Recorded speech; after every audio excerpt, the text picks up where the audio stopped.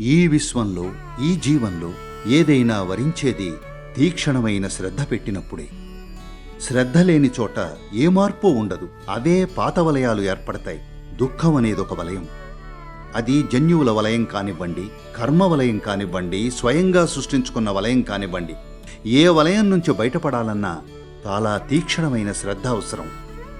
అందుకే ఇన్నర్ ఇంజనీరింగ్లో మొదటి అంశం మీపై అటెన్షన్ చూపటం నేర్చుకోవడం. మీపై అంటే మీ వ్యక్తిత్వంపైనో, మీ ఆలోచనలపైనో, మీ భావోద్వేగాలపైనో కాదు, అలాంటి వాటిపైన కాదు, మీలో ఉన్న జీవంపైన. అయితే ఆ జీవాన్ని ఉపయోగించుకోవడమో లేదా దాంతో సజీవంగా ఉండడమో మానేసి మనం ఓ పెద్ద మానసిక నాటకంగా మారాం.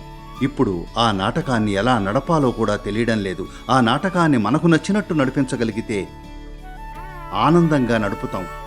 ఇన్నర్ ఇంజనీరింగ్ అంటే అదే, ఆ సాధనాలే. ఇది తత్వశాస్త్రం కాదు, బోధన కాదు, సిద్ధాంతం కాదు, నమ్మక వ్యవస్థ కాదు. అలా నడిపే సాధనాలు.